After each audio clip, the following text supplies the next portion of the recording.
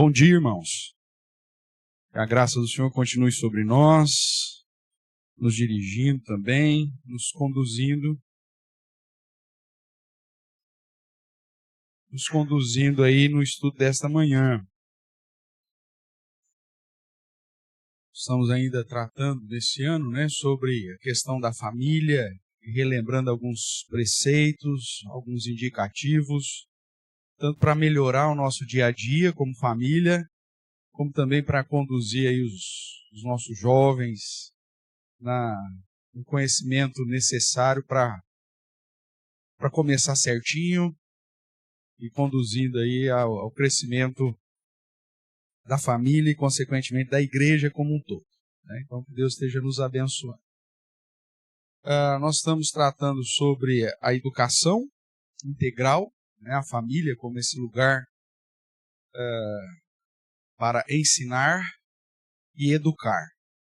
Lembrando que nós estamos fazendo aquela distinção do ensino como o compartilhar de conhecimento, enquanto que a educação é justamente a formação do caráter, de inculcar, de moldar o coração dos nossos filhos. Lembrando que os nossos filhos, eles já nascem inclinados para o mal, inclinados para o pecado, como cada um de nós também. Então, a grande dificuldade na educação integral é que são pecadores ensinando outros pecadores a serem menos pecadores. Então, é uma tarefa difícil, porque exige, primeiramente, um autoconfronto, uma autoanálise, também humildade para reconhecer os próprios erros, para demonstrar de uma maneira clara a necessidade que todos nós temos e que juntos nós podemos aí, debaixo da graça e da direção da palavra do Senhor, caminharmos para, como a própria palavra de Deus nos indica, chegarmos ao pleno conhecimento de Cristo, a maturidade, e sermos perfeitos e perfeitamente habilitados para toda boa obra. Então, nós estamos aqui já na metade aí do nosso currículo desse ano. Já tratamos aí sobre essa distinção, Educação foca na formação do ser, ensino foca na transmissão do saber. Nós falamos dos motivos porque a família é o lugar da educação, primeiramente porque Deus nos instrui, Deus manda, é uma ordem de Deus educarmos os nossos filhos, e segundo porque elas são pecadoras e carecem dessa instrução para viver para a glória de Deus. Depois nós ainda caminhamos sobre os princípios, estamos aqui, Primeiro princípio que nós vimos é a Bíblia é a única regra de fé e prática, nada pode sobrepor os ensinamentos bíblicos.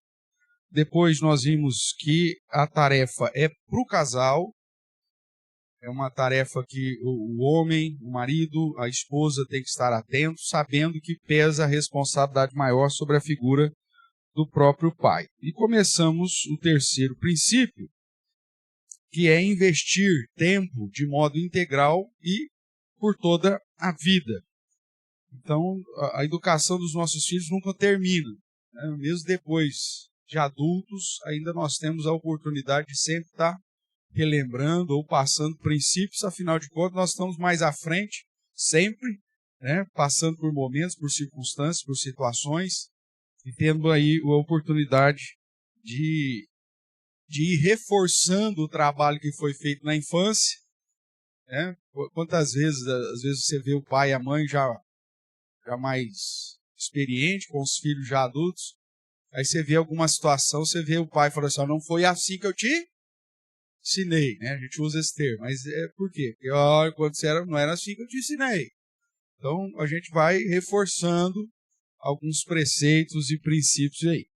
Então, irmãos, nós dividimos aqui, segundo o modelo do reverendo, do Dr. Van Groningen, no livro Família da Aliança, que ele segue o princípio dos mandatos de Deus lá de Gênesis, antes do pecado, das responsabilidades que o próprio Deus deu a Adão. Então, espiritual, social e cultural.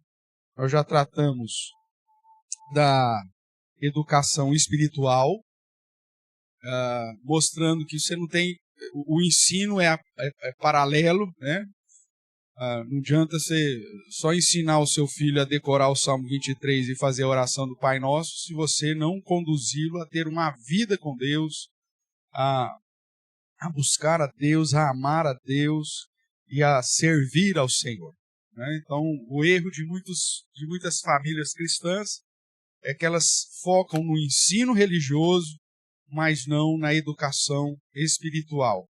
São coisas distintas, né? E o nosso principal objetivo é a educação espiritual. Se você conduzi-los nesse sentido, formar no caráter dele esse temor, essa obediência, essa adoração e serviço a Deus, consequentemente ele vai também aprender de outros detalhes dos ensinos religiosos. Ele vai saber ler a Bíblia, ele vai saber fazer uma oração, ele vai saber recitar versículos de cor, isso vai ser natural, mas porque a essência dele, de fato, foi moldada num ser que teme e obedece ao Senhor. Agora tem muita gente que conhece, recebeu o ensino, mas não tem vida com Deus.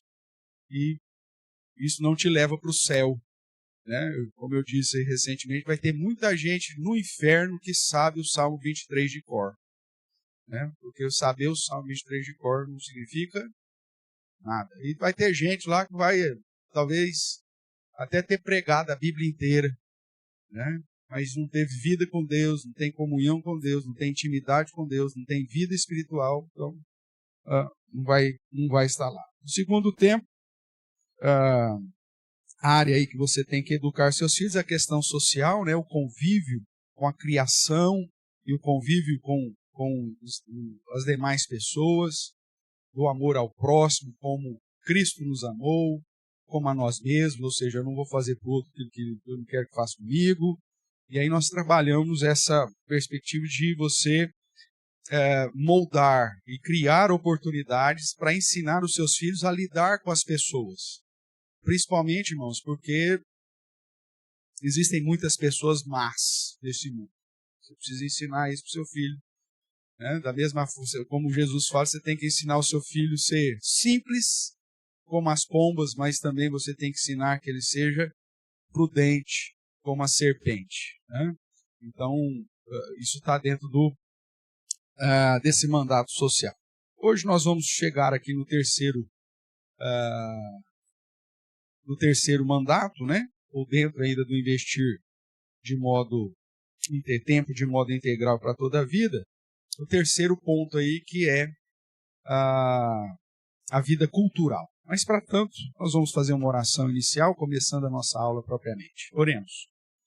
Pai querido, nós bendizemos o teu santo nome mais uma vez nessa manhã, agradecidos pelo privilégio de estarmos reunidos nesse lugar, reservado, a Deus, ao Senhor e ao serviço do Senhor, e pedimos que o Senhor nos abençoe nessa manhã, conduzindo, ó Deus, a nossa mente, o nosso pensar, de modo que tenhamos o mesmo parecer, pautado, ó Deus, não naquilo que achamos, não naquilo que esperamos, mas naquilo que a Tua palavra nos ensina. Que o Senhor nos conduza nesse sentido, que assim possamos falarmos a mesma coisa, termos o mesmo parecer e as mesmas ações, segundo o padrão que a Tua palavra estabelece sobre nós, em todas as áreas da vida, mas também no que tange ao nosso convívio familiar, e em especial a Deus como esposo, esposa, como filhos, pais e filhos, e assim glorificarmos e exaltarmos o Teu santo nome. Nos abençoe nessa manhã,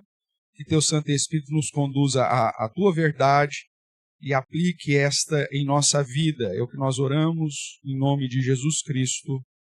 Amém. Amém, irmãos? Ótimo. Então vamos lá, o terceiro aspecto aí, ou terceira área que você tem que investir tempo de modo integral e por toda a vida, é a perspectiva cultural, né? Que é relacionado ao mandato de Deus quanto ao trabalho, vamos dizer assim, de uma maneira bem simplista. Então, vida espiritual, sua vida com Deus, vida social, o relacionamento seu com toda a obra da criação, incluindo as outras pessoas, e o mandato cultural, que é aquilo que Deus vai falar para Adão lá no Éden, olha, cultivar a terra, governar, dar nome para os animais, sujeitar todas as coisas. Então nós somos chamados por Deus também para sermos, presta atenção no que eu vou dizer, para sermos o melhor que você possa ser na área que você for atuar. Então, não é melhor que todo mundo, mas é o melhor que você possa, de fato, ser. Como pessoas que vivem para a glória de Deus, eu preciso, na área que eu sou, ser o melhor que eu consiga ser naquela área. Eu não serei o melhor pastor de igreja do mundo, obviamente. Tantos irmãos aí com mais capacidades e que, inclusive, me edificam, me pastoreiam. Mas dentro da minha realidade, eu vou procurar ser o melhor pastor. Eu vou gastar os meus dias, a minha vida, para dentro daquilo que me cabe no mandato cultural, que é a tarefa de pastorear, ser o melhor pastor que eu consiga ser para as ovelhas que o Senhor me confiou. Você possa ser, na área que você atua, o melhor professor que você consiga ser para a glória de Deus. Eu vou ser a melhor dona de casa que eu consiga ser para a glória de Deus. Eu vou ser o melhor pedreiro, né, que eu consiga ser para a glória de Deus. Não precisa ser o melhor de todos. Se você for o melhor de todos, ótimo, maravilha, parabéns para você, né? Com as habilidades que o próprio Deus de Deus, se você tem condição de ser o the best, não é isso? Então, tudo bem, então seja o melhor. Agora, a sua competição não é com os outros, a sua competição é consigo mesmo. Eu quero glorificar a Deus sendo o melhor que eu posso, de fato, ser. Salomão vai dizer, faça tudo conforme as tuas forças. Agora, tem gente que não põe força nenhuma para fazer particularmente nada. Então, isso não glorifica a Deus. E dentro do mandato cultural, Deus nos chamou a sujeitar e dominar. Então, nós precisamos, seja a área que for, você vai sujeitar e dominar. Eu sou metalúrgico, eu vou sujeitar e dominar aquele negócio. Não vai ter, a minha solda vai ser a melhor que eu consigo fazer. André?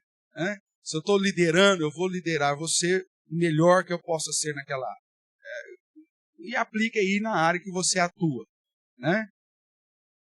Como estudante, eu vou ser o melhor estudante que eu consigo ser.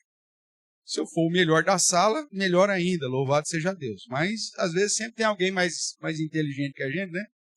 Mas, tudo bem. Mas, no que eu posso ser, eu vou procurar ser o melhor. Eu vou sujeitar e dominar aquilo que o Senhor me conduziu a fazer nessa vida. Tudo bem aqui? Esse é o objetivo. Né? Então, qual que é o grande erro, muitas vezes, nessa área de educação dos nossos filhos? É que nós queremos que os nossos filhos sejam os melhores de todos. Deus nunca exigiu isso de ninguém. Ele precisa ser o melhor que ele consiga ser.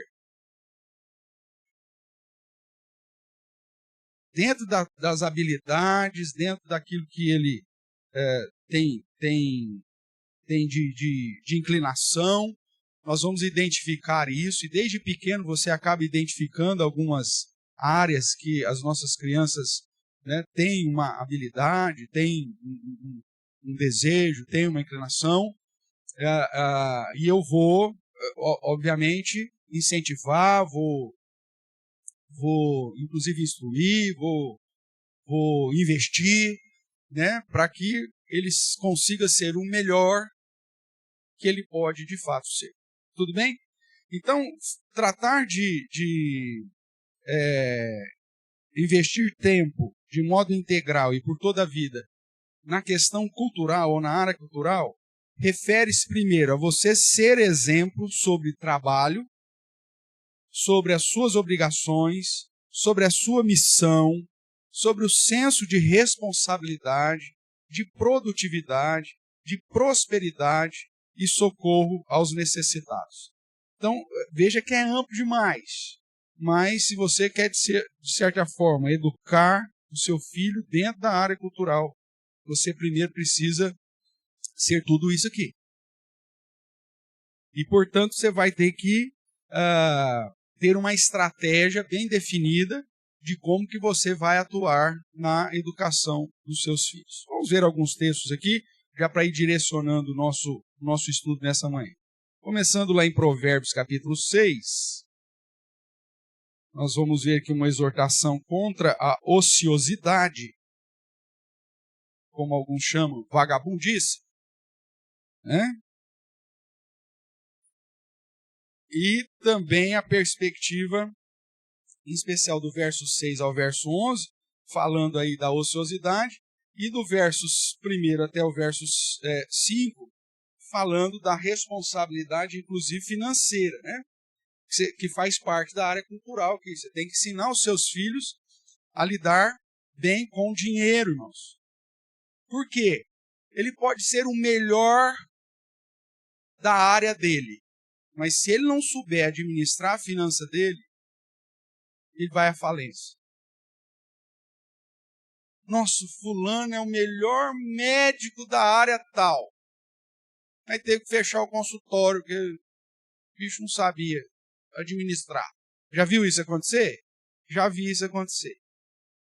O cara é bom em determinada área, ele sujeitou e dominou a área lá do trabalho dele, só que não tem nenhum direcionamento na perspectiva financeira, de manutenção, de administração, de organização, de senso de responsabilidade. E aí o que acontece com esse cara que é um gênio na área dele? Acaba sendo engolido pelo medíocre. O medíocre, mas que sabe lidar com dinheiro, engole o cara que é um gênio. Por isso que você vê um monte de gênio aí perdido no mundo, porque nunca foram ensinados, ou melhor, educados, a ter uma postura correta de organização, de obrigação, de senso de responsabilidade, de produtividade, de prosperidade. A palavra de Deus vai nos exortar quanto a isso. Veja aí o que diz então Provérbios 6. Filho meu, se ficastes por fiador do teu companheiro, e se te empenhastes ao estranho, empenhaste a questão financeira, estás enredado com os que dizem os teus lábios. Estás preso com as palavras da tua boca. Agora, pois, faze isto, filho meu, e livra-te, pois caístes nas mãos do teu companheiro. Vai, prostra-te, importuna o teu companheiro, não dê sono aos teus olhos, e nem repouso às tuas pálpebras. Livra-te como a gazela da mão do caçador, e como a ave da mão do passarinheiro.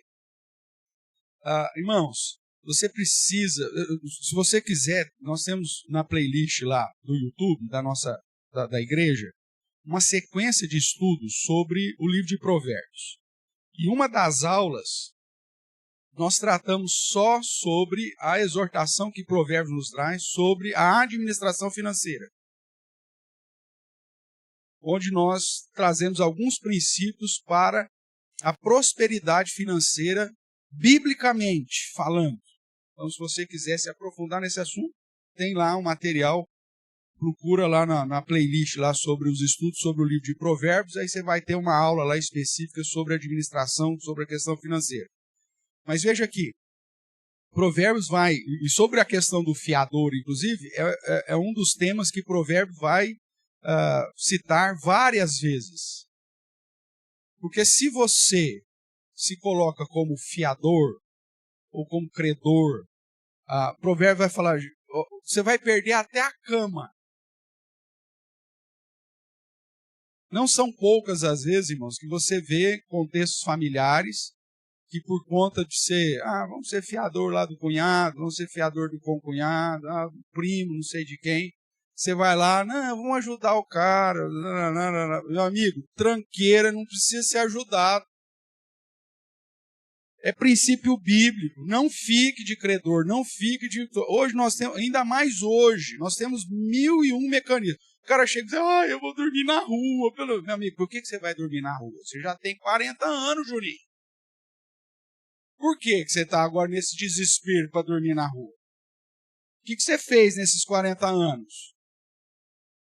Não, mas aconteceu uma situação. Cara, o cara que é seguro, até as adversidades na vida, ele está preparado para o momento das adversidades. se ele foi educado culturalmente, ele fez lá o pezinho de meia dele, ele fez a poupancinha dele lá, nos momentos de adversidade. Pegou fogo na minha casa. Puf, tá. Nos dias de hoje, o cara não tem que passar aperto. Cadê o seguro que você fez? Ah, não, achei que seguro. Confiei em Deus. Meu amigo, Neemias orava, mas mantinha a espada do lado. Significava que Neemias não acreditava que Deus podia livrá-lo dos inimigos? É claro que ele acreditava. Mas ele orava ao Senhor e naquilo que era responsabilidade dele, pôs guardas em todo o muro de Israel para ninguém ir lá fazer coisa errada com o muro, sabotar o muro. O fato de você ser crente, confiar em Deus, não tira a sua responsabilidade de você ser responsável, de você ter integridade, inclusive na questão financeira. Ninguém fica na míngua do dia para a noite. É o cara que nunca aplicou os princípios bíblicos. Aí o cara chega no desespero e diz, não, eu preciso, porque senão eu vou dormir na rua. Meu amigo, vai lá, paga uma noite de hotel para esse cara, mas não entre de fiador para esse miserável. Falou, meu amigo, tudo bem, hoje você não vai dormir na rua, você vai ficar no hotel lá, você vai dormir, tomar um banho quentinho lá, manda uma pizza lá para você. Você não vai ficar no relento hoje. Mas a questão é assim, amanhã, meu amigo, você vai no banco, você resolve, você faz um empréstimo, dá de calção e aluga uma casa. Hoje em dia, ninguém precisa ficar fiador de ninguém, irmão. No dia que 3.000 anos atrás, Salomão já dizia, não fique. Mas naquela época lá não tinha crédito, não tinha possibilidade nenhuma. E mesmo sem crédito, sem possibilidade nenhuma, a indicação bíblica é não fique. Aí hoje, 2026, o cara tem 1.001 possibilidades. Você vai entrar nessa barca? Você desculpa, mas você está pedindo para levar por doada. Você está desprezando um preceito, um indicativo bíblico que está em neon piscando. Porque ele fala disso em vários lugares.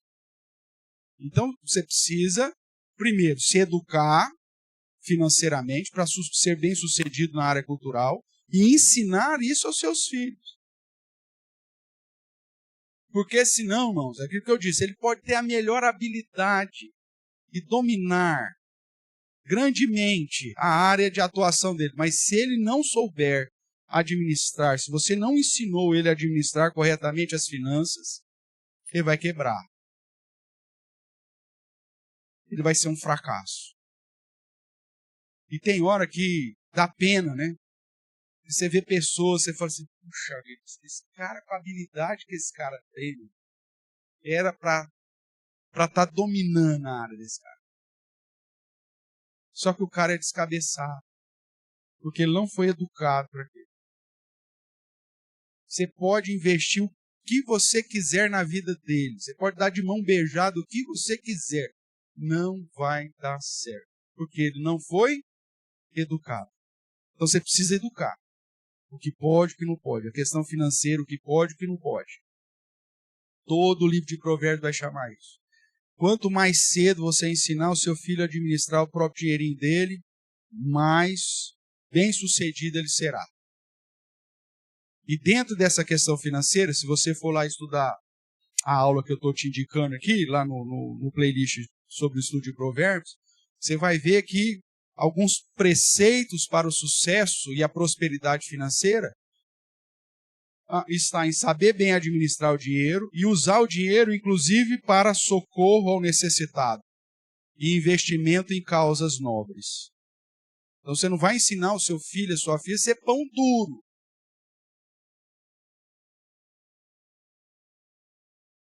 Não é disso que eu estou falando. Estou ensinando você a aplicar os preceitos e princípios bíblicos que vão gerar a prosperidade bíblica com um coração moldado, inclusive pelo ensinamento, pela educação social, de ser uma pessoa generosa.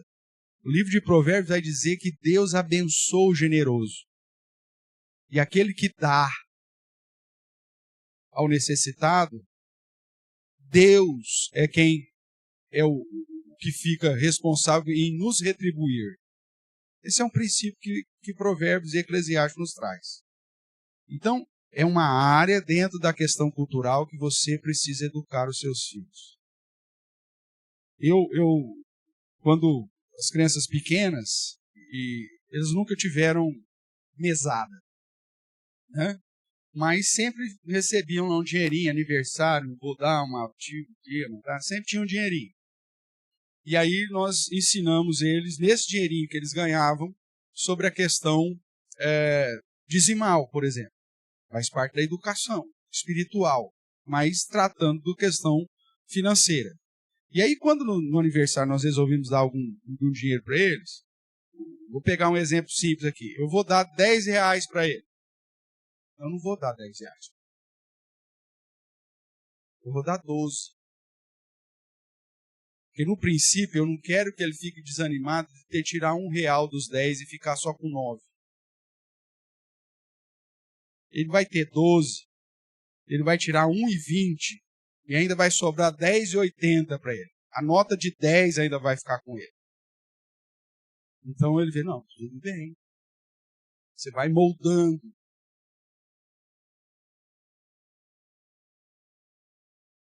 O pai precisa criar situações para ensinar tanto como lidar com dinheiro e já de sobra agregar o preceito da fidelidade espiritual. Mas você vai criar isso, né? Questão de generosidade. Esses dias nós lembramos lá em casa uma situação, morávamos em Jabuticabal e a nossa máquina de lavar queimou, né? Depois de tantos anos e lavando roupa de 5, coitada da nossa máquina, não é nada fácil, né? Ainda bem que ela não cobra 13º da gente, porque senão, e nem por produtividade. Mas queimou a máquina, vida útil, né? Com alguns pentecostais, o gafanhoto. Não é gafanhoto nenhum, tudo tem vida útil, meu amigo. Geralmente é uma média de 5 anos. Se aguentou 7, louvado seja Deus, né? Mas geralmente eletrodoméstico, você tem essa média de 5 anos aí, que é o padrão que a indústria faz para poder te vender mais, porque senão, coitado, vamos manter o emprego desse cara. A nossa lá foi até estilo Deus guardando o povo de Israel durante o deserto, né? Que a roupa e o sapato não envelhecer. A nossa até que durou muito. Mas pifou, queimou. E aí chegou lá, ficava mais caro consertar do que você comprar a nova.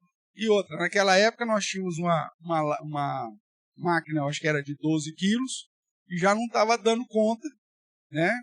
Pelo volume de tanto do meu trabalho, que eu trabalhava secularmente, então uniforme, não sei o que, tarará, a Clarissa também consultório, e as 3 crianças. Então vamos aproveitar, vamos comprar uma maior. Aí sentamos, organizamos a questão financeira, como que vai ser, tá, vamos comprar. Aí as crianças ouvindo esse negócio. Isso foi 2012, 2013, mais ou menos, que eu estava lá em Jabuticabal. A Duda tinha por volta de 10 aninhos. Aí a Duda ouviu aquela conversa ali, na mesa a roda da mesa, né? A máquina quebrou, precisamos comprar uma nova e tal. Aí a casa era um sobrado, ela subiu, foi lá, pegou o porquinho dela e trouxe as moedinhas. Tá chegando aí, ela vai lembrar da história que a gente conversou essa semana. E aí ela falou assim, ó, tá aqui para ajudar o quê? A comprar a máquina. Né? Sei lá eu, irmãos, quantas moedinhas tinha lá, não tô miserável porque. Mas o importante não era a quantidade das moedas, mas era o ensino do socorro, da responsabilidade. Aí tem pai que fala assim, não, filha, não precisa não. Não. Então que bom, Duda, dá aqui as moedinhas. Porque você cria nessa. Ajudou a comprar a máquina? É lógico que não, que as moedinhas não pagou nem o frete, né? mas você trouxe a educação de que ela faz parte. E na cabeça dela, se você for perguntar a ela, eu ajudei a comprar a máquina, né? Claro, ajudou, com as moedinhas, mas ajudou. E ótimo. Aí depois, o que você faz? Depois você vai lá e dá um agrado qualquer, você vai retribuir as moedinhas dela, vai dar vê lá quanto, tinha lá R$2,50, dá 5 para a menina lá, tal, né?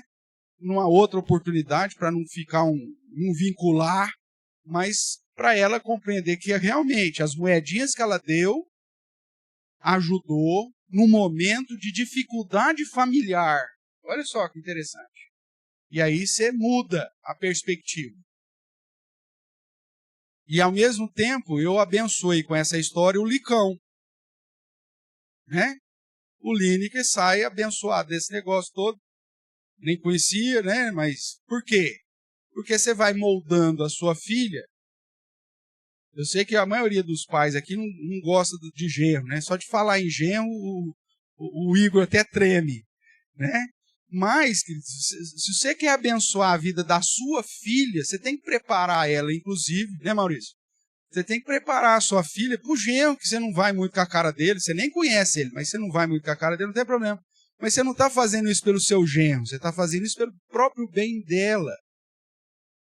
Porque uma mulher gastona, que não sabe administrar a casa, vai ser um fiasco para o seu genro. E ele vai te devolver. Se não a filha, os problemas que as filhas estão causando. Ele vai chegar assim, não aguento mais sua filha, gasta demais. Não dá mais. Então, se ele tem uns que devolvem a filha, não dá mais, estou separando, estou caindo no mundo, estou indo embora. Não dá. Então ele vai te devolver de alguma forma. Ou ele te devolve a filha, ou ele te devolve o problema. Se ele devolver ainda o problema, você ainda tenta remediar de alguma forma. Agora, se ele devolver a filha com 3 barrigudinhos, aí você está lascado, meu amigo. Tudo porque você não educou como que ela deveria se portar. Né? Ensina, dá dinheiro para a criança, mas ensina que ela não pode ir lá na mercearia ou lá no supermercado e gastar tudo uma vez. É intencional, irmãos. É uma área que você tem que tratar. Vamos lá, seguindo aí, verso 6. Vai ter com a formiga, ó preguiçoso, considera os seus caminhos e sê sábio, não tendo ela chefe, nem oficial, nem comandante, no estio prepara o seu pão, na cega ajunta o seu mantimento. Ó preguiçoso, até quando ficarás deitado? Quando te levantarás do teu sono? Um pouco para dormir, um pouco para tosquenejar, um pouco para encruzar os braços em repouso. Assim sobrevirá a tua pobreza como um ladrão e a tua necessidade como um homem armado. Irmãos, isso a gente ensina desde pequeno. Qual que é o erro de algumas famílias? A gente começa a pegar no pé da ociosidade dos nossos filhos na adolescência. A adolescência, o boom hormonal que ele sentiu, só isso vai dar um sono miserável. É muito comum que o seu adolescente ele fique sonolento. É da fase, biologicamente falando. Você não ensinou nada durante a infância. Aí na adolescência o moleque fala, ô vagabundo, acorda, vamos, acorda cedo. Chegou da escola, vamos fazer algo. Não vai descansar não, vamos trabalhar. Miserável, não sei o quê. Meu amigo, não é nessa época que você vai ensinar sobre operosidade, sobre a produtividade. Não é nessa época. É lógico que você vai ter que dosar as coisas, mas você tem que ensinar desde pequeno. Tem pai e mãe que preservam os filhos das atividades domésticas. Isso é um grande erro. Ah, coitadinho, tão pequenininho. Deixa ele bagunçar. Não, a mamãe guarda. Bem, pode deixar. O papai falou para você guardar, mas pode deixar, a mamãe guarda. Ô, miserável, você está sendo a bruxa, não a mãe. Você está ensinando o Juninho a ser um vagabundo. Ou então, sabe o que é pior? joga nas costas do filho mais velho. O Taz faz aquela bagunça na sala. Os 3, 4 aninhos dele. Vai, anda com a mamadeira virada de ponta cabeça. Faz aquele chiqueiro. Aí na hora de arrumar, o que a mãe faz? Chama o mais velho. Arruma lá a sala lá que vai receber. O pastor falou que vem aqui, aquele gordo miserável. Fazer uma visita hoje ainda. Vai, arruma a sala pra mãe aí que o Juninho desarrumou. A responsabilidade é do Juninho. Chega, não, você vai ajudar. Ah, ele não sabe, não tem problema. Pega a mãozinha dele assim, como se fosse um robozinho. Pega, põe na caixinha. Pronto, isso. Vai lá de novo. Pega, vai lá, põe de novo. É intencional. Você tem que ensinar. Não adianta você falar para ele, irmãos, algumas coisas que ele não vai saber. Você vai ter que mostrar como que se faz. Guarda o seu sapato no guarda-roupa. Ele vai abrir a porta do guarda-roupa. Puf, vai jogar o sapato lá. Você já ensinou? Não. Você vai ter que ensinar. Não é assim, ó. Organização, você vai ver que está aí. Faz parte da questão cultural. Porque na hora que esse cara for trabalhar lá fora, se ele for um desorganizado, ele não dura os 3 meses de experiência.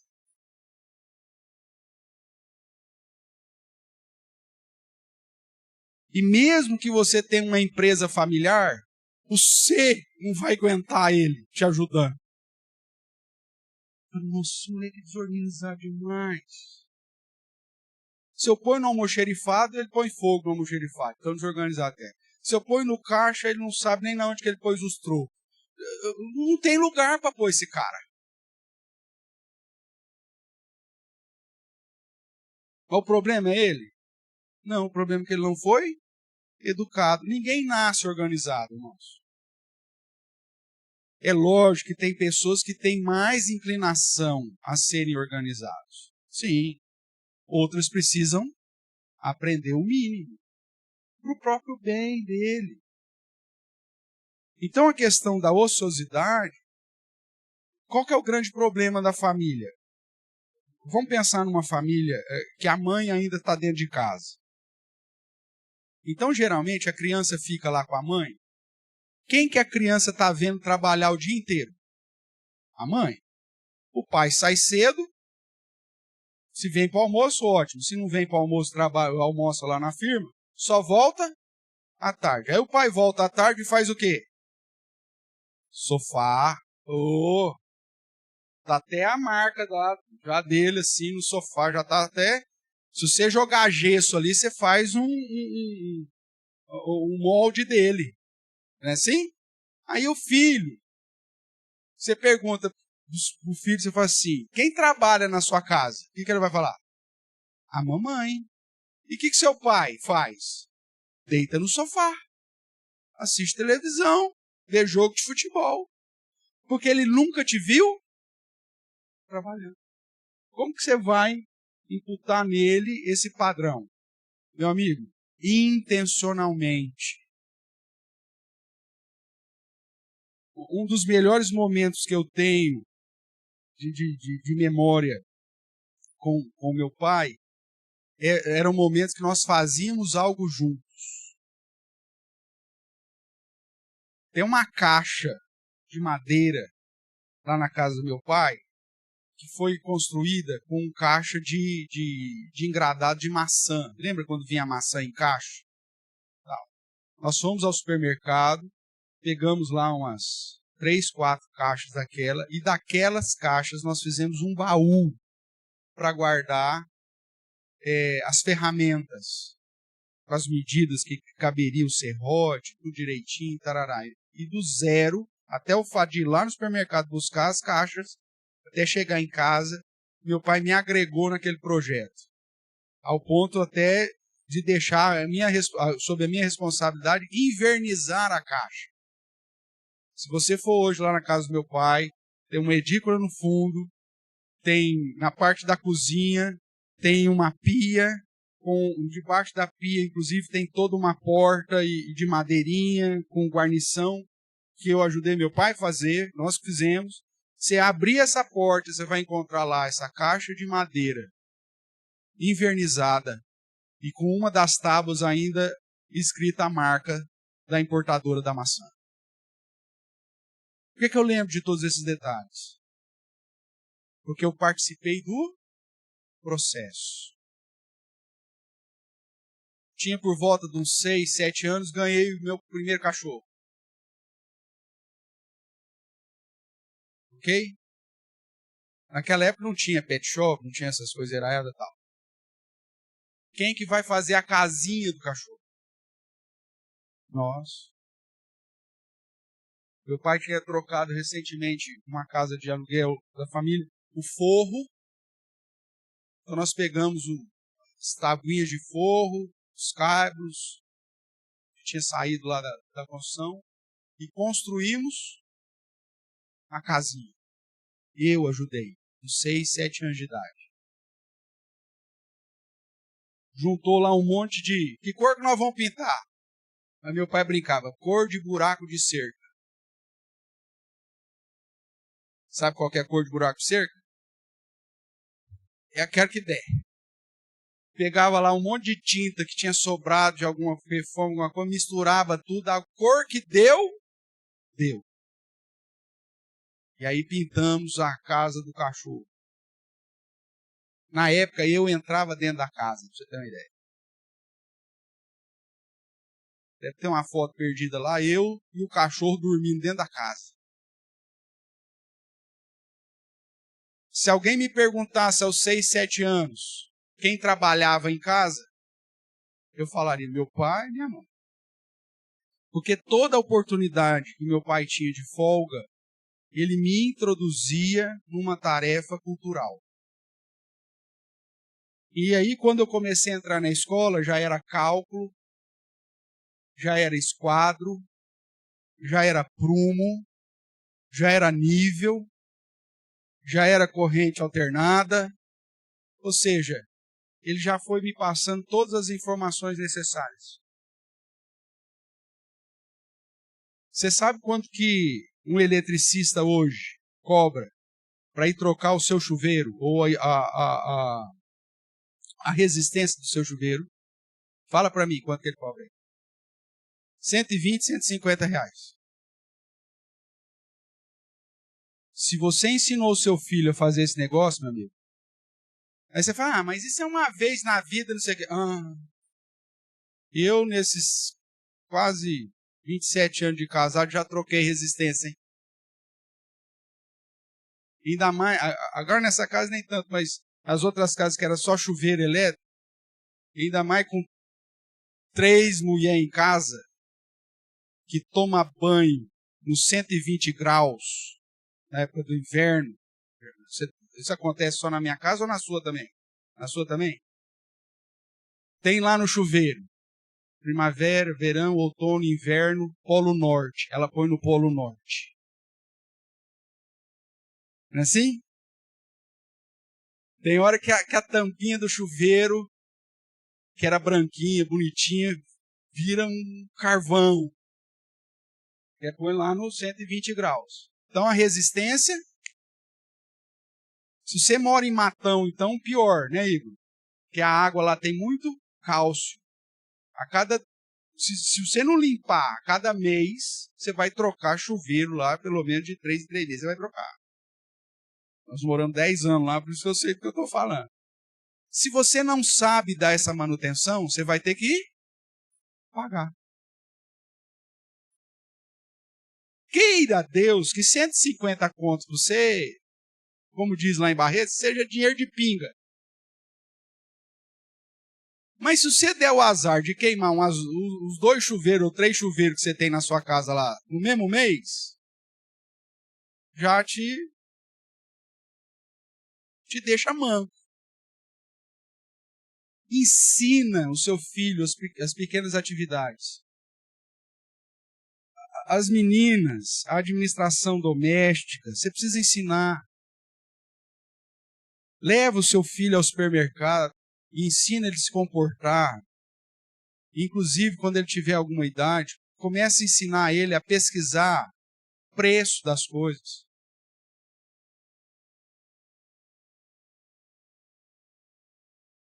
E não só preço, conteúdo. Ó, esse aqui tem 1 litro, custa R$10. Esse aqui tem 2 litros, custa 15. Opa, a gente usa 2 litros no mês? Usa. Então compensa comprar o de 1 ou de 2? Faça isso. Isso é educação cultural.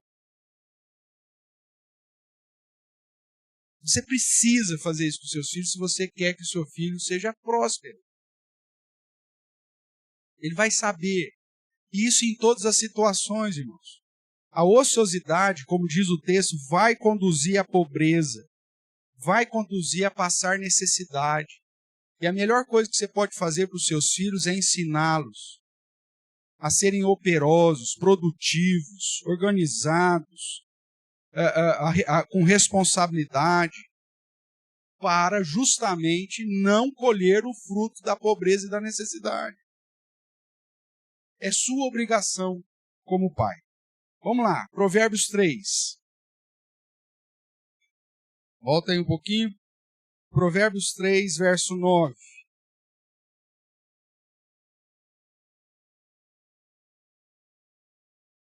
Aqui você vai ter a conexão do mandato espiritual com o cultural, né? Ele diz assim: honra o Senhor com os teus bens e com as primícias de toda a tua renda, e se encherão fartamente os teus celeiros e transbordarão de vinho os teus lagares. Essa responsabilidade, fidelidade no investimento do reino, irmãos, é fonte de promessa de que o Senhor vai realmente nos abençoar. É lógico que Paulo vai dizer que você não vai fazer isso já querendo, né, o benefício. Tem que ser de coração, com alegria. Mas Deus é quem nos sustenta, irmãos. Deus exigiu do povo de Israel perder um dia de rendimento por semana para ensinar que a provisão vem do Senhor.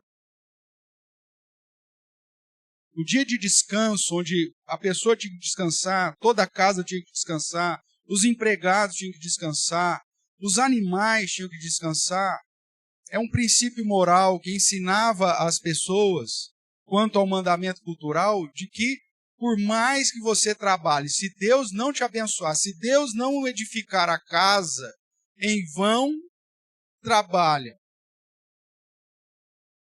Pouco vai valer você levantar cedo e dormir tarde, porque é os seus amados, Salmo 127, Deus dá enquanto dorme.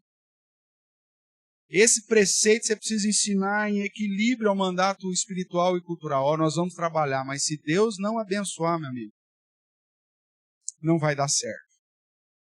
Agora, se nós formos operosos, generosos, fiéis a Deus, aí nós temos o sistema de que o Senhor vai abrir portas para nós. Então, esse princípio você tem que ensinar. O fato de passar dificuldade na sua casa, isso não é um problema na educação dos seus filhos. Agregue os seus filhos para as dificuldades também que vocês estão passando, para incentivar eles a orar, ou até para eles aprenderem a ter privações. Não vou deixar. O danoninho do fulano, do Juninho, o todinho do Juninho, tal. Não faça isso. Senão seu filho vai pensar que a vida não tem problemas. E dentro da formação cultural é importante ele saber que você e a sua esposa, como família, já passaram por momentos de dificuldades. E na dificuldade, irmãos, brota a criatividade, né? Eu costumo dizer, onde tem prosperidade, se não tiver educação cultural, onde tem prosperidade, tem desperdício. Não adianta você ser próspero, mas se você não educar os seus filhos corretamente, vai acontecer desperdício. Já viu aquele menino que abre o Danone, dá uma colherada no Danone, vai lá e joga no lixo? Cultural, você tem que ensinar para esse moleque, vem cá, amigo, pega do lixo e vai comer, se for o caso, para ele aprender, ué. Ô, não pode jogar comida fora não, Zezinho. Faça ele entender a sequência. Ó, a vaquinha deu leite. Teve que ir lá um abençoado, acordar 4 horas da manhã, sentado numa tábua com o toco, para tirar o leitinho da vaca. Esse leite teve que ser transportado, teve que ser fervido, pasteurizado, não sei o quê, para você pegar, comer e jogar o resto tudo fora. Dá senso de responsabilidade para ele, a ideia de cadeia.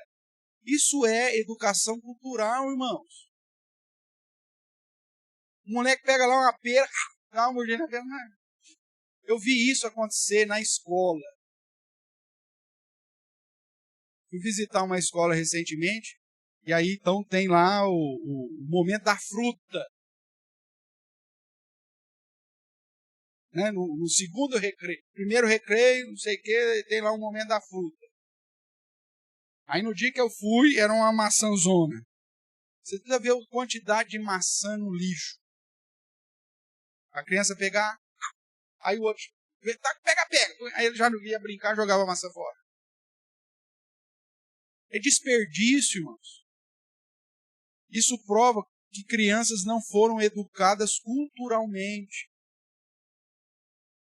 E às vezes você faz isso lá na sua casa. Um desperdício.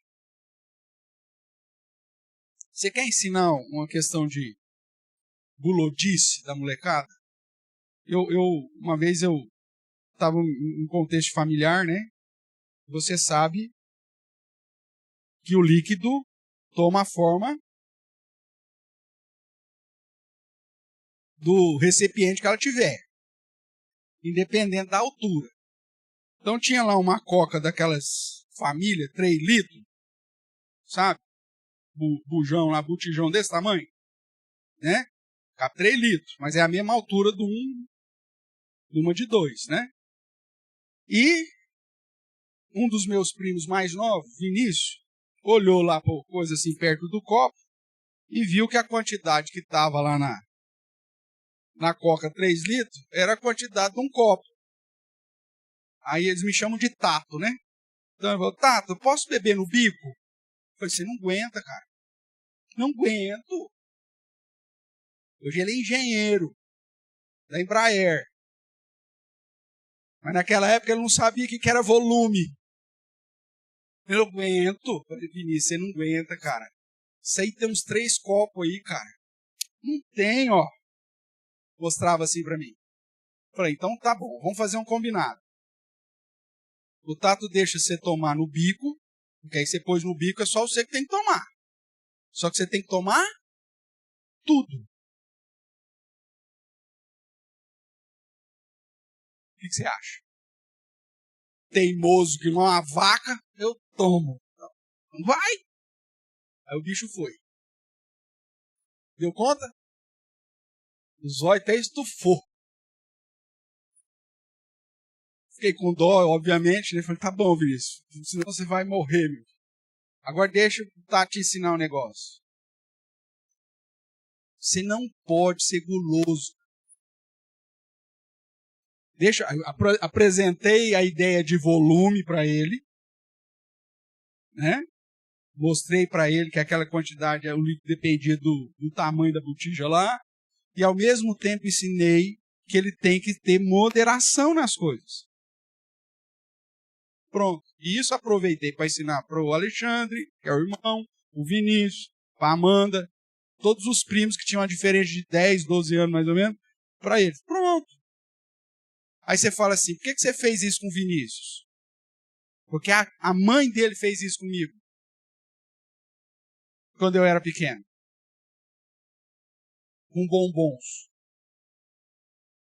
Então, o mesmo princípio que eu aprendi da minha tia, eu tive a oportunidade de passar para o meu primo. E tenho certeza que se encontrar o Vinícius, ele vai lembrar dessa situação, porque ninguém esquece uma vergonha dessa. Mas são momentos intencionais onde você educa.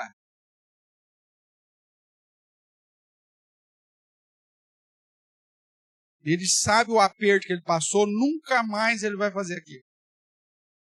Na sua casa é a mesma coisa. Você precisa educar o seu filho a não esbanjar,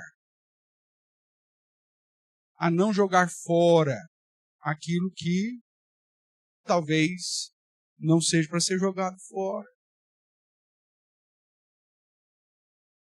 Se você começar a ensinar culturalmente ao seu filho que ele pode esbanjar, que ele dá uma colherada no Danone e pode jogar fora, ele não vai respeitar, inclusive, o seu dinheiro na hora que ele estiver na adolescência. Ele não vai cuidar bem do material escolar dele, ele não vai cuidar bem da roupa, do tênis novo que você deu para ele, do brinquedo novo. Outra coisa, culturalmente, a gente dá muito brinquedo para os filhos hoje. Para com isso. A ciência, nesse sentido, é importante porque ela já nos diz que isso vai gerar ansiedade para ele. Ele não dá conta de brincar com tanta coisa. A minha geração, mano, brincava com lata de sardinha. Que coisa mais gostosa fazer carrinho de lata de sardinha. Pegava aquela recipiente de que boa, enchia de areia, passava um arame dentro. Lembra disso, André? E ainda por cima pegava um saquinho vazio de leite, Nilza, dobrava, pregava naquele trem e saía na rua de terra. Os vizinhos ficavam doidos.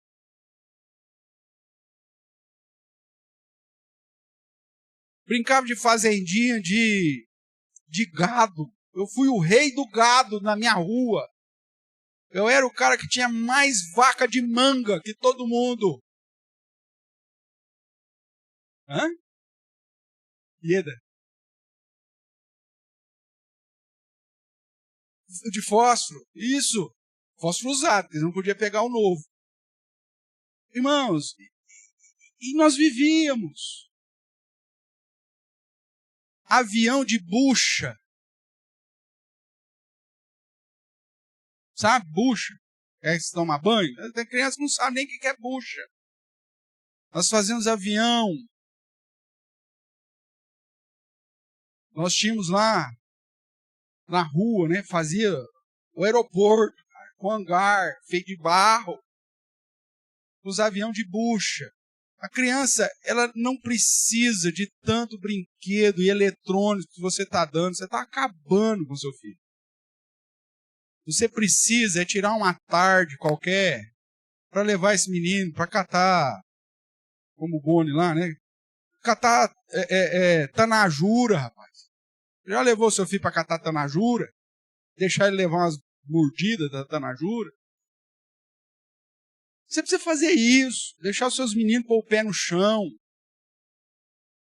Seu filho não tem resistência nenhuma porque você pôs ele no papel e sulfilme, cara.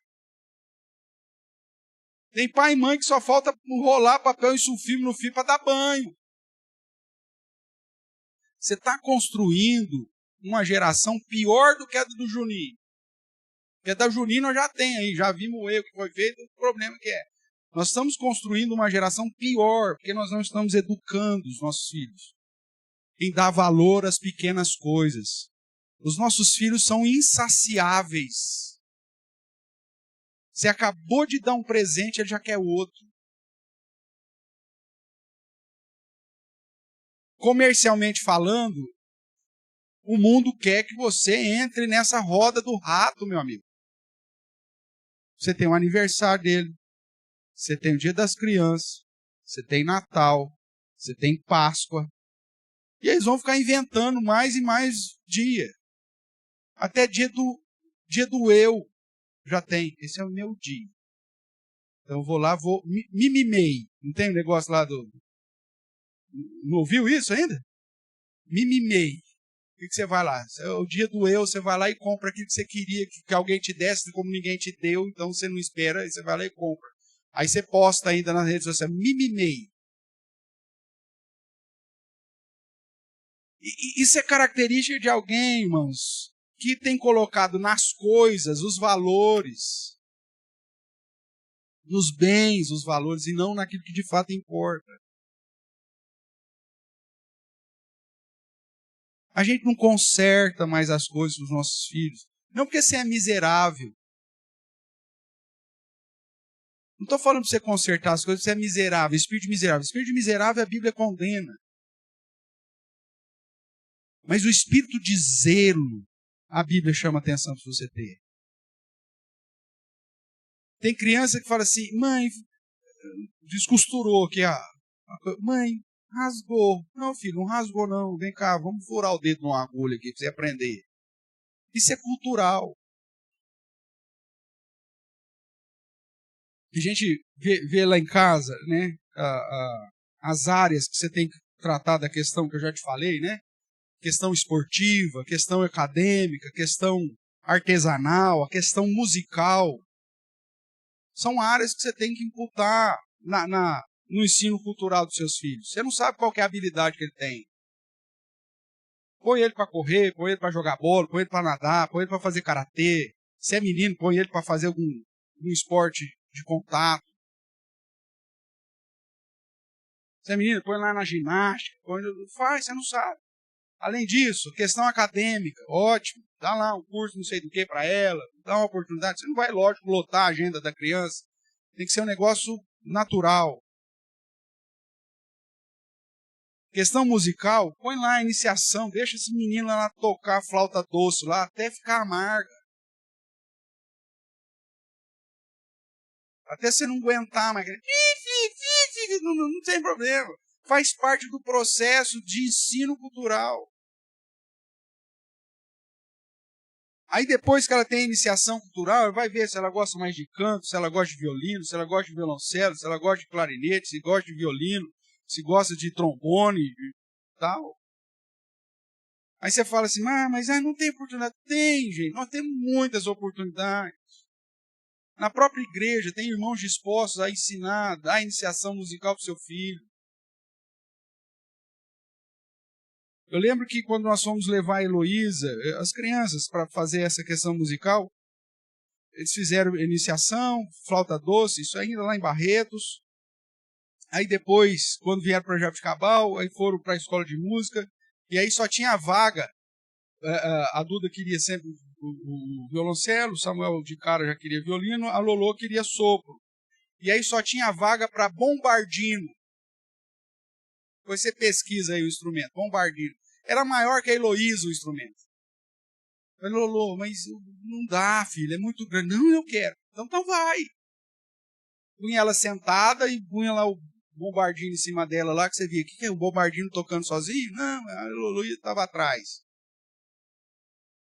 Aí na hora que vagou para o clarinete, aí ela foi para o clarinete.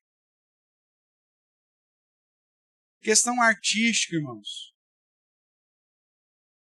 Faz parte da área cultural, você tem que dar oportunidade. Dá um curso de desenho. Ou vamos fazer lá um workshop não sei do quê. Nós fomos para o Senegal definitivamente em 2011. A Heloísa tinha 6 anos de idade. Chegamos lá no Senegal e fomos a uma loja. E nessa loja tinha uma máquina de costura de criança. Mas que costuravam? Isso era coisa francesa. Aí a Lolô apaixonou naquele troço lá. Tá, o Samuel comprou um castelo medieval, a Duda comprou não sei o quê, a bichinha quis a máquina de costura, com 6 anos de idade. E ela começou a costurar as roupas para as bonecas. Com 6 anos de idade. Nós viemos aqui para Araraquara, para você ter uma ideia, em 2019. A Lulu tinha 14 anos. Em 2019, ela já deu um curso. Inclusive a dona Sueli, né, depois participou. e outras irmãs aqui participaram, ela deu um curso de corte e costura para as irmãs com 14 anos. Na época ela já fazia o terno do Samuel.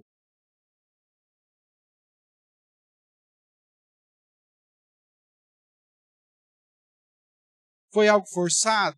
Não. Foi algo que foi investido. Você vê que ela tem inclinação para aquilo, você investe.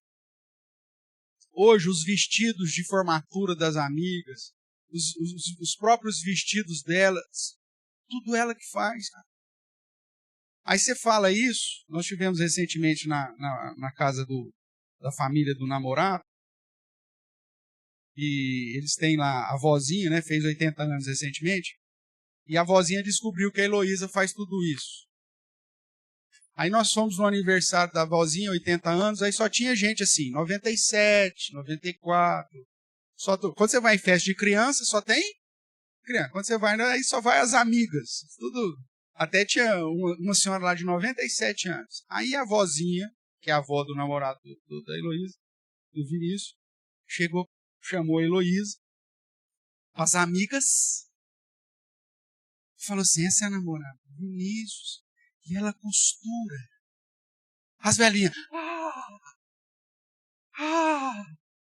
criou aquele impacto na velharada. As mulheres ficou animadas até para tirar as máquinas de costura de volta do baú. Onde já se viu uma moça nos dias de hoje. E aí a vozinha falava assim, mostra para ele. Depois mostrava a foto. Esse é meu filho. Mas, queridos, nós não estamos investindo isso mais nos nossos filhos.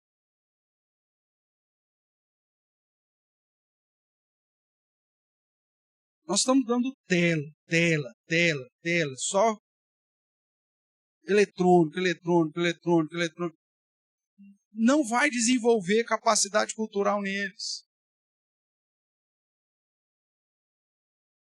Se lá depois, não, eu vou fazer design de jogo, vou fazer ciência da computação, não sei o quê, se é natural deles, ótimo, maravilha. Mas ele vai ser um bom profissional nessa área se esse cara fez vaca de manga. Se ele aprendeu a mexer com a criatividade quando não tinha recursos. Porque aí, com essa criatividade que ele aflorou lá na infância, ele vai detonar na hora que ele tiver que usar tudo aquilo que foi formado durante a infância e a adolescência dele na criatividade, na produção de qualquer área que ele for. É sua responsabilidade. Vamos lá para 2 Timóteo.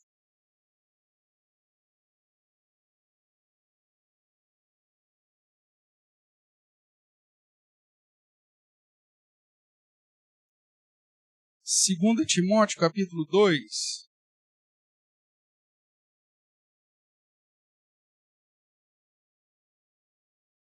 Nós temos aqui uma exortação de Paulo falando para o jovem Timóteo, quando ele diz assim, 2 Timóteo 2, 22.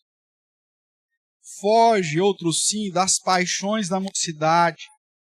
Segue a justiça, a fé, o amor e a paz, com os que de coração puro invocam ao Senhor. Por que eu pus esse texto aqui? O que eu quero chamar a sua atenção dentro do investimento de tempo integral aí na área cultural, da mesma forma que você vai ver a inclinação dos seus filhos e vai investir nisso, tem algumas coisas do coração dele que você vai ter que ensinar que aquilo não pode ser seguido. Dentro, inclusive, das questões que porque você vai ensinar sobre o dinheiro dele, você vai ver que ele tem naturalmente uma inclinação para poder já usar de falcatrua. Você não vai deixar isso. Na questão de jogos, às vezes, lá de tabuleiro, a tendência dele vai querer roubar. É paixões naturais, da inclinação pecaminosa do coração.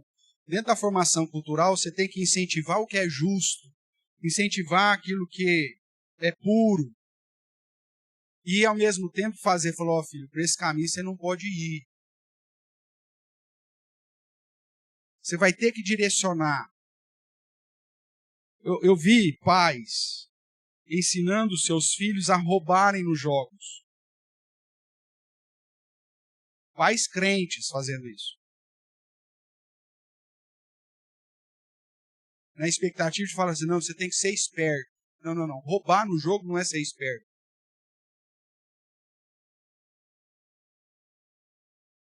É ser criminoso. Ah, mas é um jogo, meu amigo. Ele vai começar com o jogo do dominó mesmo, lá com o Uno.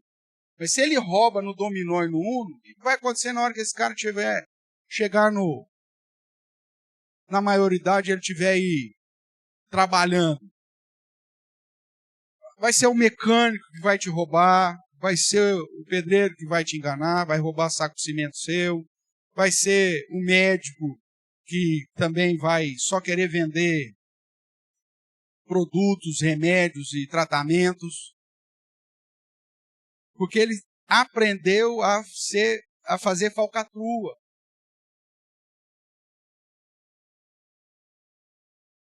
O pai ensinou isso, ou pelo menos se omitiu. Você precisa, na questão cultural, ensinar aquilo que é correto e, ao mesmo tempo, ir podando aquilo que é incorreto. É sua responsabilidade. A não ser que você seja um tranqueiro igual e você se orgulha, né, de ver, por exemplo, seu filho investindo em um sistema de corrupção. Eu não me esqueço de uma frase durante acho que é um mensalão, petrolão, sei lá, é tanta coisa de corrupção, que quando fizeram uma delação lá com Marcelo Odebrecht, aí ele falou assim, roubei mesmo, financiei mesmo, tal. Só que os meus filhos terão orgulho em dizer que o pai dele não é um dedo duro. Um imbecil, cara. Olha a visão desse cara. O cara que recebeu de mão beijada uma das maiores construtoras do país, porque não foi ele que fez, foi o pai dele que fez. Aí ele já recebeu de herança aquele negócio. E aí ele se gaba que ele foi preso, um dos maiores escândalos de corrupção do país, como financiador do sistema. E aí o cara dá entrevista falando que ele tem orgulho porque os filhos foi preso, mas os filhos dele vão ter orgulho de dizer que ele não é dedo duro. Oi? Que orgulho você tem de seu pai ser preso por corrupção e não ter entregado quem tinha que ter sido entregado? Isso é orgulho para quem? É orgulho para quem serve a Satanás. Porque alguém que tem um mínimo de temor a Deus, ele tinha que ser o cara que chega lá envergonhado pela situação que ele se colocou. E se ele temesse a Deus de uma maneira real, ele não tinha nem se colocado naquela situação. Agora falar que os filhos dele não vai ter orgulho dele porque ele não é dedo duro. E tem gente cristão que acha que isso é certo, que tem essa cosmovisão, irmãos. O que vai ensinar para os seus filhos? A investir em corrupção, mas pelo menos não dedura o amiguinho. Não fala que o outro roubou também, não. Você pode roubar, desde que você não fale que o outro roubou também. Isso é ensinamento? É lógico que não.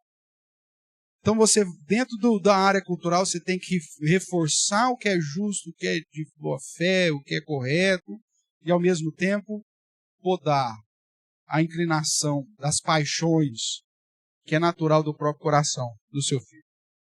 Tem vários outros textos, mas outro texto que eu quero chamar a sua atenção é Eclesiastes 11, que é, na verdade, um princípio administrativo de investimento financeiro.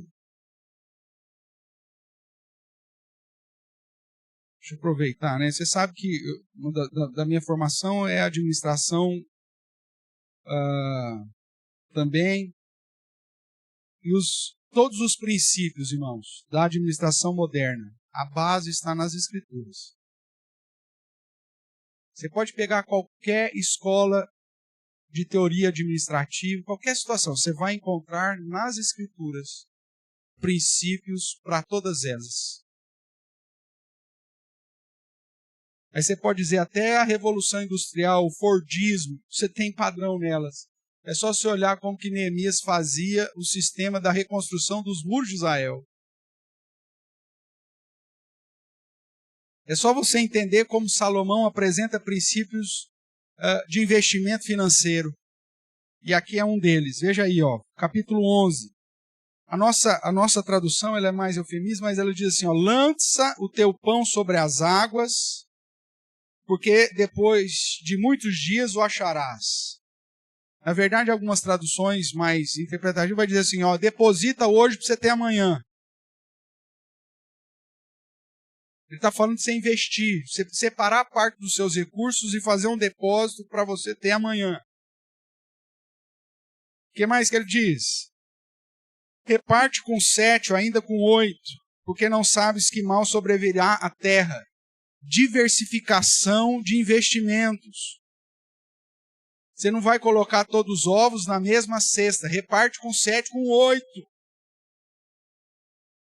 Você não sabe se é a área energética que vai subir, ou se é a área alimentícia, ou é de serviço. É aquilo que as grandes empresas de investimento chamam hoje de carteira. Você que, de certa forma, já viu alguma coisa de investimento, você vai lá, você tem a empresa, ela fala assim, eu estou te oferecendo uma carteira. Tem 3 ações energéticas, tem 3 imobiliárias, tem 3 de commodities. Ou seja, ele diversifica. Porque se um sobe, o outro desce, pelo menos você fica ali ganhando alguma coisinha. Quem que ensinou isso? Salomão, reparte. Não tem um investimento só numa coisa. Porque se vier uma crise naquela área, você está perdido. Crie uma segunda fonte de renda, por menor que seja.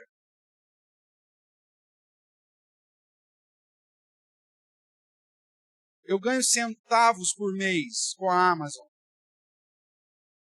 Com a venda dos livros. Porque nem vocês compraram os meus livros. Mas é uma renda lá, pequenininha.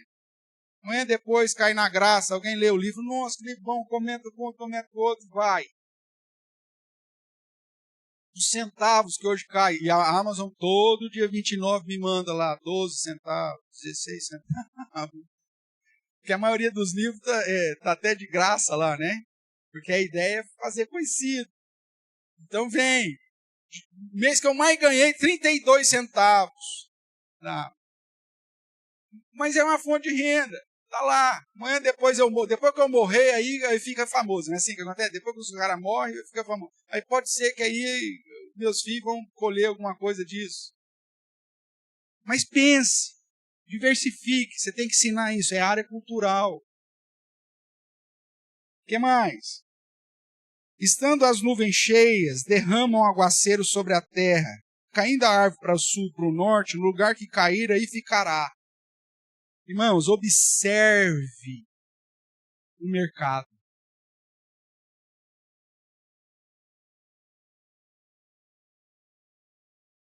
Se você está vendo que tem nuvens de chuva, é porque vai chover. Se você observou que a árvore caiu para lá, a árvore não vai levantar de novo e mudar de lado. É aquilo lá. Observe os índices, observe os indicadores. Ninguém hoje vai investir numa indústria de produção de máquina de datilografia. Ou alguém gostaria de entrar como sócio? Ninguém. Observe os indicadores, observe para onde que está indo, para onde que a árvore caiu. É princípio administrativo, é princípio de área cultural. Você tem que ensinar isso para os seus filhos.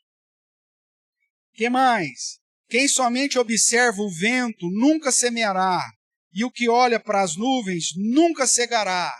Não adianta só você olhar para os indicadores, mas se você não colocar em prática, não vai adiantar de nada. Deixa eu te contar uma história triste. Eu de vez em quando brinco com o mercado financeiro. Aí eu separei lá um recursozinho lá e comecei a brincar. E aí eu fiz um estudo. E uma das empresas que eu estava estudando era a Embraer. Tem a questão bairrista, né? Nossa região, aquela coisa toda. Eu falei, como que tá? E aí, pelos meus estudos, eu falei, ó, a Embraer vai crescer. E aí eu investi um pouquinho na Embraer. A ação da Embraer estava R$13. E nas minhas contas ia chegar pelo menos a uns 18, 19. Comprei a R$13. Passaram-se 6 meses, ela bateu 19, eu vendi. Ela caiu a 15. Falei, vou esperar ela cair a 13 de novo, compro. Ela não caiu a 13. Sabe para quanto que ela foi? 70.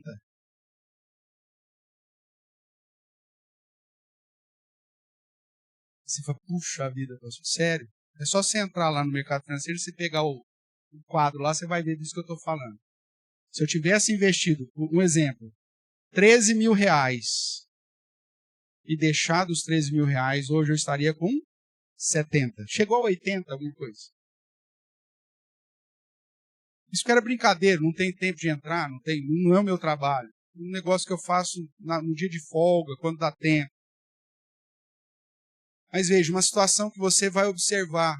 É a sua fonte principal de renda? Claro que não. É a sua fonte de foco de trabalho? É lógico que não. Mas ganhei uns troquinhos lá? Ganhei. Mas podia ter ganhado um trocão. Né? Então diversifique. Olha para onde caiu a árvore. Mas também faça.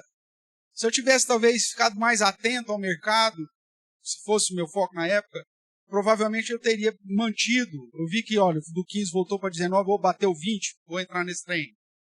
E vou deixar o negócio crescendo. Mas quando eu vi, na verdade, quando eu vejo muito pouco, e quando eu vi, já estava 40. Eu falei, agora não vou comprar, porque agora vai cair. Foi a 70 ainda, mesmo assim. Mas diversifique, você tem que ensinar essa questão cultural para o seu filho. Faz parte da educação. A não ser que você seja multimilionário e aí o Juninho já está feito, não precisa, então... Tá. Mas caso contrário, você precisa ensinar. Mas mesmo nesse caso, você tem que ensinar, porque senão o Juninho vai perder tudo em uma tacada só. Então veja, para a gente finalizar, o ensinamento cultural, irmãos, refere-se a ser, primeiro, exemplo sobre trabalho, sobre questão de obrigações, sobre a missão, qual que é a nossa missão nesse mundo, o senso de responsabilidade, produtividade, prosperidade, socorro ao necessitado. Você vai lá para 1 Timóteo 6, você vai para Efésios, né? Aquele que roubava não roube, antes trabalhe para ter com que acudir do necessitado. São princípios culturais. Organização, talentos e habilidade. Isso inclui sabedoria na vida material, intelectual e profissional. E é sua responsabilidade como pai, inclusive biblicamente falando, de ensinar os seus filhos. Eu não li até o final Eclesiastes aqui, mas até o final do verso 8 você vai ter mais alguns princípios de vida financeira. Em apenas 8 versículos, irmãos, ele ensina aquilo que a humanidade tem batido a cabeça aí há anos e às vezes não aprende. Que agora o pessoal está falando isso para você, mas que já está aqui há pelo menos 3.000 anos atrás. Só que a gente não observou e nem ensinou. Os nossos pais não nos ensinaram e nós estamos perdendo tempo também não ensinando aos nossos filhos. Área espiritual, área social e área cultural. Sua responsabilidade em educar os seus filhos.